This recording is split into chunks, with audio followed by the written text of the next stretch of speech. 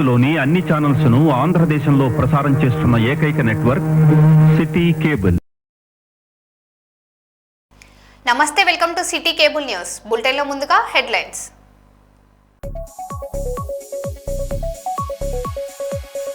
Drugs నిర్మూలనలో media కీలక పాత్ర పోషించాలి. గవర్నర్ శివప్రతాప్ శుక్లా.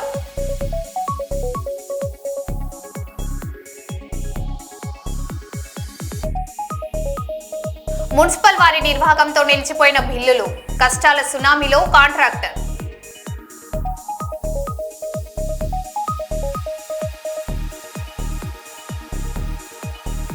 హన్మకొండలో 15 కోట్ల ఎక్స్ట్రాక్షన్ కుట్ర భగ్నం, 3 అరెస్ట్.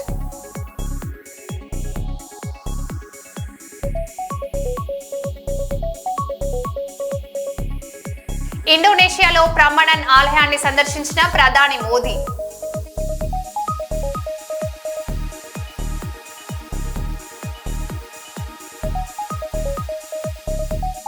దొరల బంగ్లాలో గుడంబ అమ్మకాలు అరికట్టాలి, బస్తీవాసుల డిమాండ్.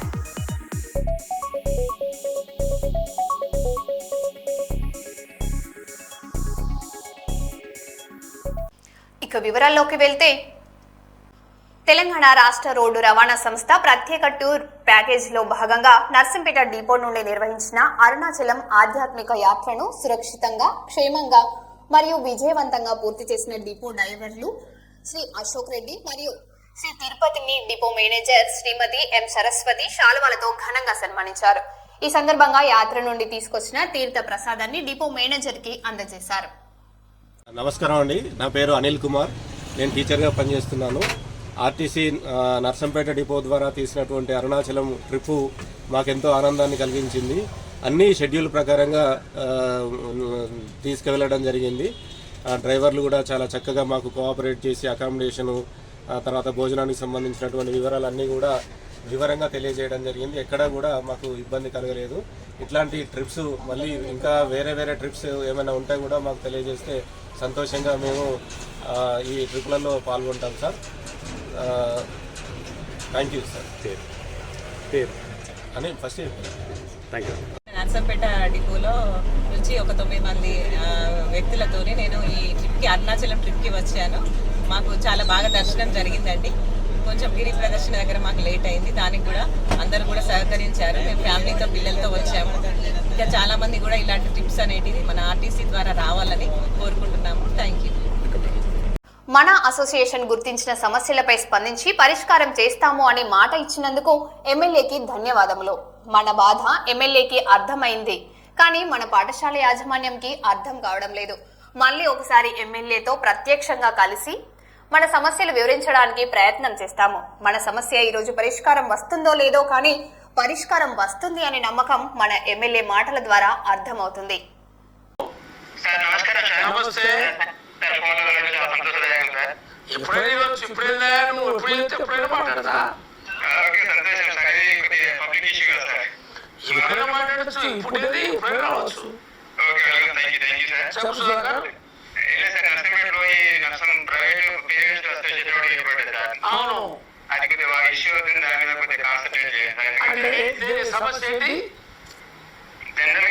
స్కూల్ ఫీజు అంటే ఓకే, కానీ స్టేషనరీ బుక్స్ దానికి సంబంధించిన ఐటమ్స్ అన్ని వాళ్ళే అమ్ముతున్నారు, ఫీజులు ఎక్కువ వసూలు చేస్తున్నారు అనేది ఒక కాన్సెప్ట్. అంటే పుస్తకాలు కానీ, మిగిలిన డ్రెస్సులు కానీ మనం బయట కొనుక్కోవడానికి వాళ్ళ దగ్గర రేట్ ఎక్కువ ఉంది కాబట్టి మీరు బయట కొనుక్కోలు చేసుకునే అవకాశం కల్పిద్దాం. దానికి సంబంధించి ఒక 10 days మాట్లాడతా. మీరు ధర్నా చేసింది అవన్నీ మాకు వచ్చినాయి. అదే సార్, ఇల్లు ఒకసారి మనకు అసెంబ్లీ కూడా పెట్టి ప్రస్తుతాన్ని తీసుకొస్తే మనకు ప్రత్యేక గుర్తింపు వస్తుంది సార్. అసలు బిఎస్ అసోసియేషన్ అనేది ఇక్కడ ఏర్పడలేదు సార్. జనరల్ గా మన అసెంబ్లీలో స్టార్ట్ అయ్యింది సార్. ఒక 2012 తోటి స్టార్ట్ అయ్యింది. అదే అంటే మన అసోసియేషన్ ఏర్పడి సమస్యలు గుర్తించి సమస్యల పరిష్కారానికి అక్కడ అవసరం ఇక్కడ మనం పరిష్కారం చేసుకోవచ్చు. నర్సంపేట మీరు చెప్పింది ఏంటంటే, ఏదైతే ప్రభుత్వం నిర్ణయించిన ఫీజు కంటే ఎక్కువ వసూలు చేయదు. నెంబర్ వన్ అది తగ్గిద్దాం. ఎక్కువ వసూలు చేస్తే తగ్గిద్దాం, కట్టడి చేద్దాం. ఏదైతే స్కూల్ యూనిఫామ్ డ్రెస్సులు కానీ, తర్వాత ఏవైతే పుస్తకాలు ఏవైతే ఉన్నాయో బయట తక్కువ ఉంది, వాళ్ళ దగ్గర ఎక్కువ ఉంది, మీరు మా దగ్గర చదువుతున్నారు, మా దగ్గర కొనుగోలు చేయాలనే ఒత్తిడి తీసేద్దాం. అదే సార్, ఇప్పుడు ఏంటంటే ఇప్పుడు రకరకాల వ్యాపారస్తులు ఉన్నాం సార్. ఇప్పుడు మనకి చేపిద్దాం. బట్టల వ్యాపారస్తులు ఉన్నారు, బుక్ స్టోర్ వాళ్ళు ఉన్నారు, స్టేషనరీ వాళ్ళు ఉన్నారు, అన్ని వాళ్ళ దగ్గర అంటే ఇబ్బంది కదా సార్. బయట ఎక్కడ మనకు తక్కువ దొరికితే అక్కడే కొనుక్కుంటాము. ఇప్పుడు ఆ ఫెసిలిటీస్ చేస్తారు. లేదు, వాళ్ళ ఒత్తిడి తొలగిద్దాము, మన బయట కొనుక్కునే వెసులుబాటు కల్పిద్దాము. అదే సార్, సున్నితమైన విషయం సార్. ఎందుకంటే అది పాజిటివ్ తీసుకుంటే మనకు కూడా మంచి పేరు వస్తుంది సార్. మంచిర్యాల జిల్లా మందమరి పట్టణంలోని దొరల బంగ్లా ప్రాంతంలో గుడాంబ అమ్మకాలు యథేచ్ఛగా సాగుతున్నాయని బస్తీవాసులు ఆందోళన వ్యక్తం చేశారు. గత 25 ఏళ్లుగా ఈ అక్రమ వ్యాపారం కొనసాగుతుందని, గత 2 ఏళ్లలో గుడాంబ వ్యసనంతో 15 మంది మృతి చెందారని ఆరోపించారు. అక్బారీ శాఖ వెంటనే దాడులు నిర్వహించి గుడాంబ విక్రయాలను పూర్తిగా అరికట్టాలని స్థానికులు డిమాండ్ చేశారు. ఈ సమావేశంలో పలువురు బస్తీవాసులు, ప్రజాప్రతినిధులు పాల్గొన్నారు.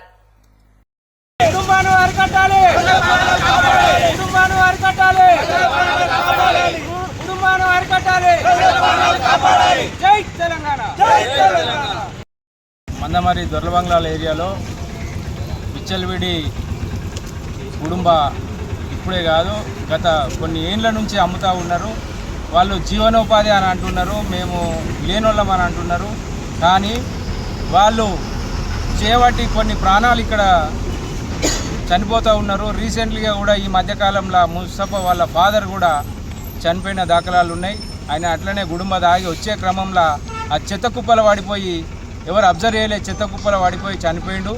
కనుక మేము ఈ ఏరియా నుంచి ఒకటే డిమాండ్ చేస్తూ ఉన్నాం, ఎక్సైజ్ శాఖ దీని మీద శ్రద్ధ పెడతలేదా, లేకుంటే వాళ్ళకి ఏమైనా మామూలు వస్తున్నాయా మాకు తెలియదు. కానీ ఇక్కడ విచ్చలవిడిగా ఎన్నోసార్లు వివిధ పత్రికల ద్వారా రాసినా కూడా ఎక్సైజ్ శాఖ పట్టించుకుంటలేదు.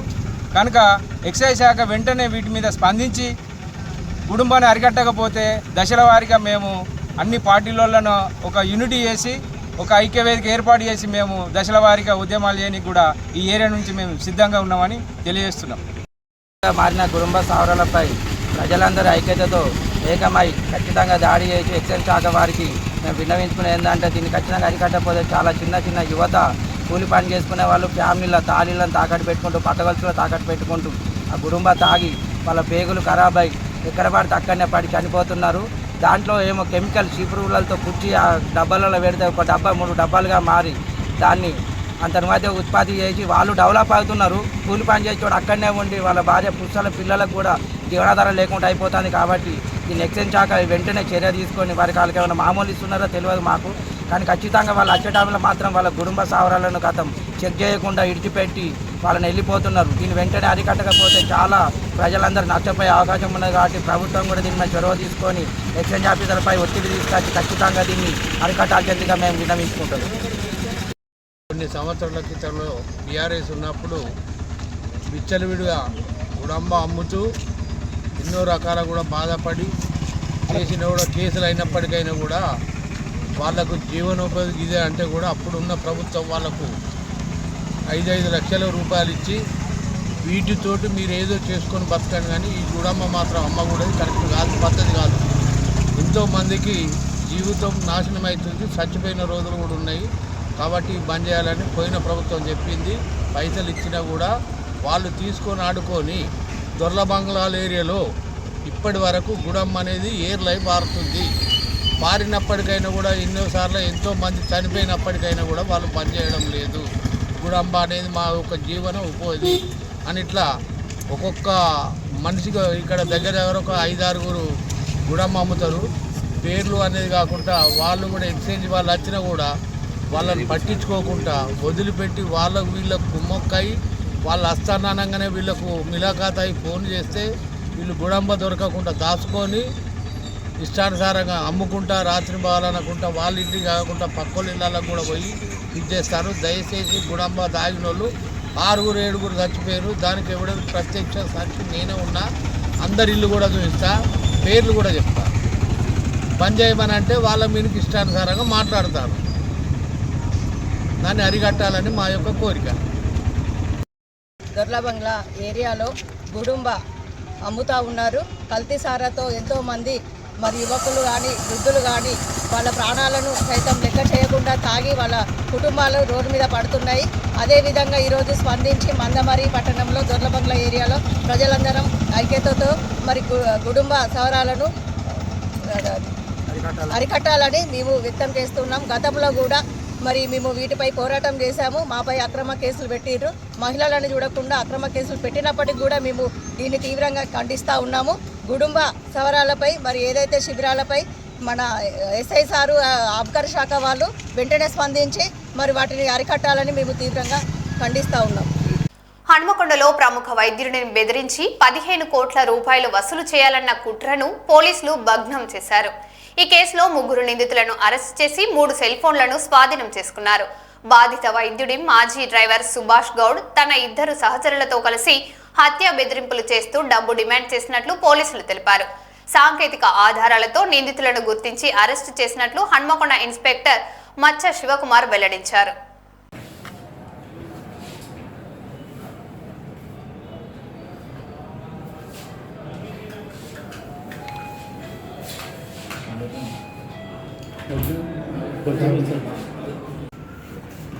ఈ నెల 2వ తారీఖు జూలై నెల రాత్రి 9:30 గంటలకి సుమారు ములుగు క్రాస్లోని ఒక ప్రముఖ హాస్పిటల్ యొక్క వైద్యునికి ఒక అన్నోన్ పర్సన్ నుంచి కాల్ చేసి తనని చంపడానికి 15 కోట్ల రూపాయలు సుపారీ ఇచ్చినారని, తనని చంపడానికి ప్లాన్ చేసినామని, తను రక్కీ చేసినామని చెప్పి బెదిరింపు కాల్ వస్తుంది.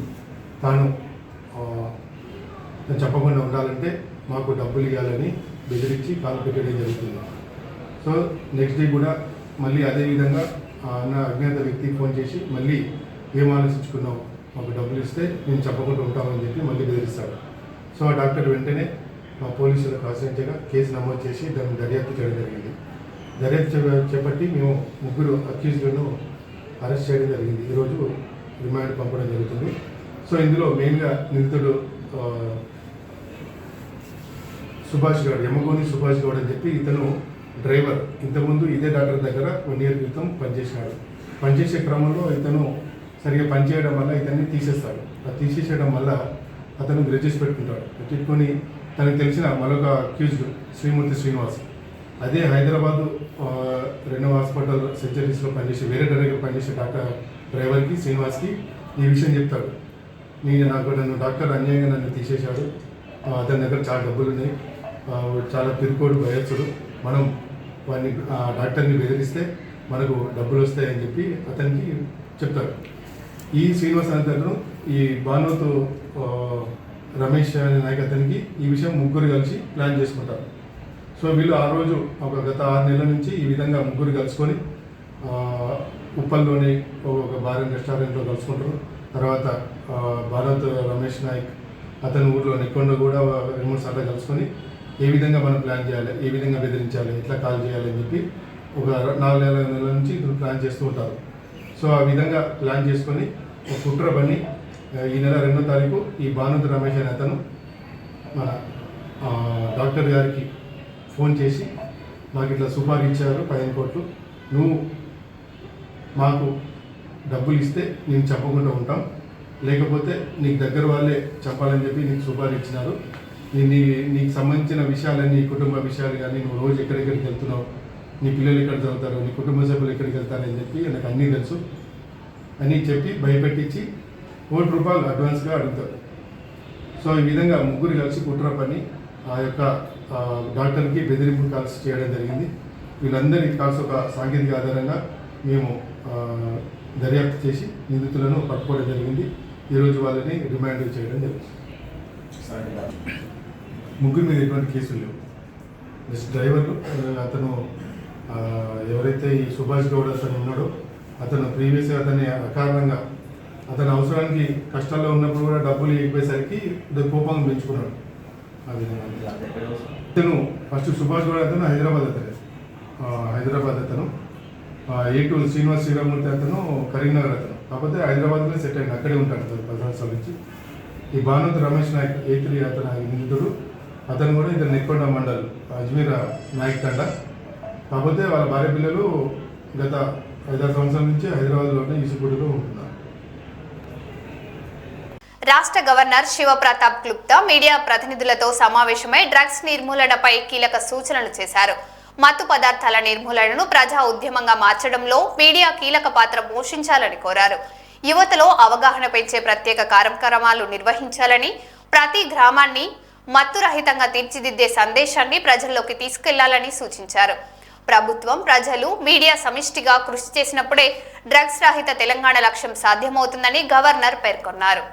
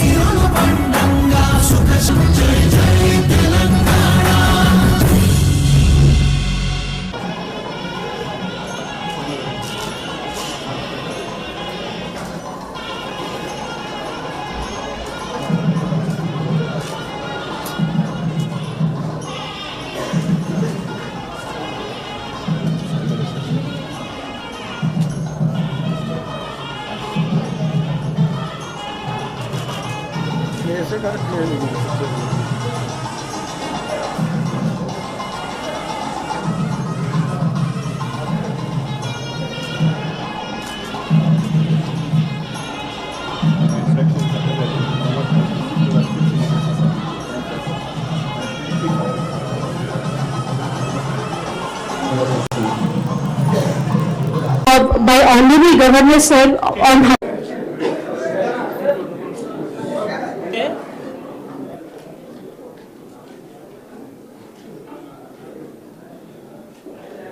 आज हम तेलंगाना सरकार के मंत्री से लक्ष्मण और डिप्टी चेयरमैन लेजिस्लेटिव काउंसिल बंदा प्रकाश के साथ सभी अधिकारियों के साथ नशा मुक्त भारत अभियान की शुरुआत इन दोनों जिलों से किया है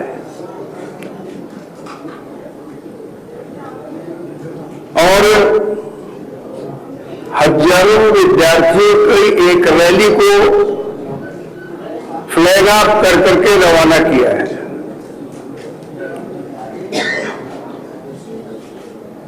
मेरा ये थीम होगा कि तेलंगाना को नशा मुक्त करने के लिए हम सबसे पहले अपने घर को नशा मुक्त करेंगे।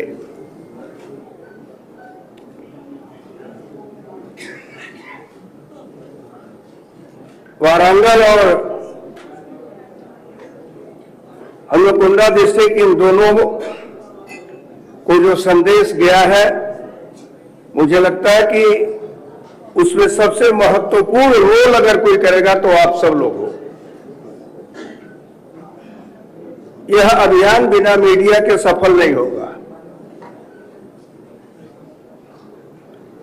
मीडिया जब अपने इस अभियान को बार बार लोगों के बीच ले जाएगी तो लोग नशा मुक्त होने का काम निश्चित रूप से करेंगे। इस नाते सबसे पहले मैं आप लोगों से आग्रह करूंगा कि आप लोग अपने इस बात को निश्चित रूप से जनता के बीच ले जाए।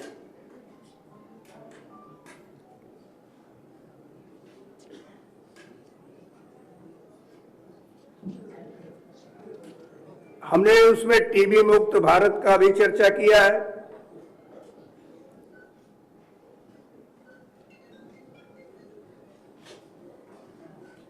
और I appeal to all MLAs, MPs,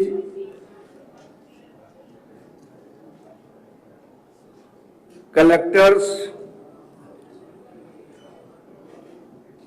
कि टीबी मुक्त करने के लिए न्यूट्रिशन को वो स्वयं भी आगे बढ़ के प्रोवाइड करें। अनेक ऐसे लोग हैं जो न्यूट्रिशन के नाते जो टीबी के मरीज बने हैं, उन्हें अगर न्यूट्रिशन नहीं मिलेगा तो 6 मंथ कोर्स जो दवाओं का होता है वो तो उनको मिलेगा, गवर्नमेंट फ्री दे रही है। मैं अधिकारियों से भी इस बात की अपील करूंगा कि आवश्यकता पड़ने पर वह भी निक्षय मित्र बने और 1-2 जो भी उपयुक्त हो ऐसे टीबी रोगियों को गोद लेकर के उनके न्यूट्रिशन का प्रबंध करें।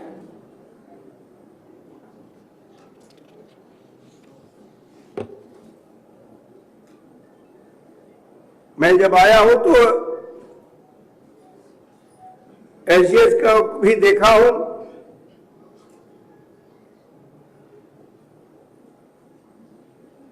उसमें जरूर उनको मार्केट की उपलब्धता जिला प्रशासन मिलकर के कराने का काम करे, नहीं तो उनका परिश्रम अधिक होगा, लाभ कम होगा। इस नाते डिस्ट्रिक्ट एडमिनिस्ट्रेशन को इसके संदर्भ में विचार करने की आवश्यकता है।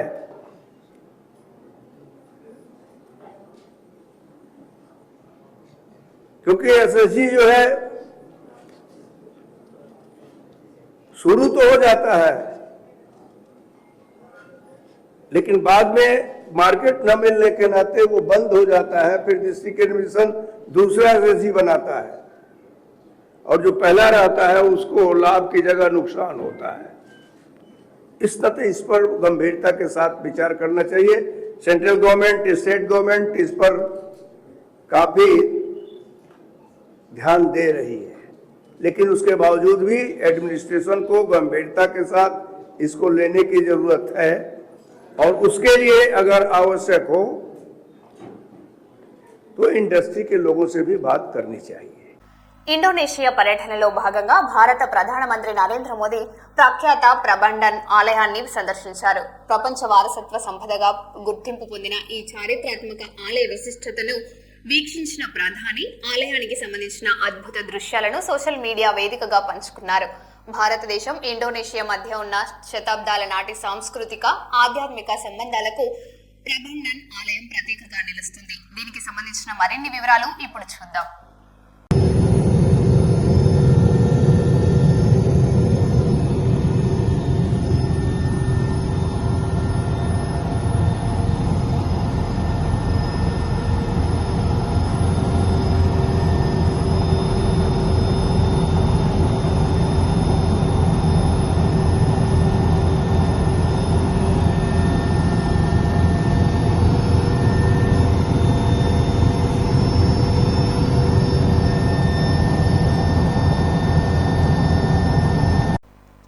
మరో బులెటిన్లో మళ్ళీ కలుద్దాం. Stay tune.